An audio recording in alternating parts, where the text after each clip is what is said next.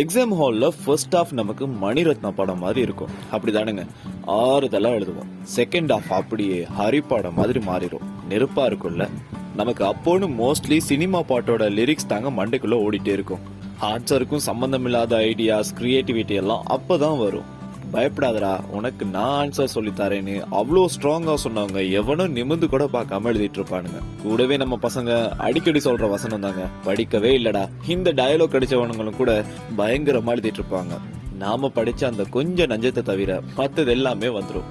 சில நேரங்கள்ல நம்மளோட ஆன்சர் பேப்பரை வாங்குற மட்டும் அந்த ஹோலை விட்டு போற வரைக்கும் இவ்வளவு டயர்ட் ஆயிரும்ல.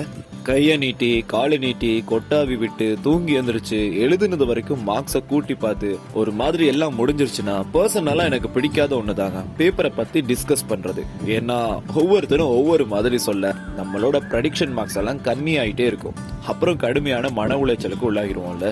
பாக்குறவங்க எல்லாம் எப்படிப்பா எக்ஸாம்னு கேட்க பரவாயில்லன்னு சொல்லிட்டு கடந்து போயிருவோம். எக்ஸாம் எழுதுற வரைக்கும் அது ஒரு தவம். எக்ஸாம் ஹோலுக்குள்ள போனா அது ஒரு போராட்டம். அது எழுதின பிறகுதாக ரியல் சம்பவமே இருக்கு. நெக்ஸ்ட் பார்ட்ல பார்க்கலாம்.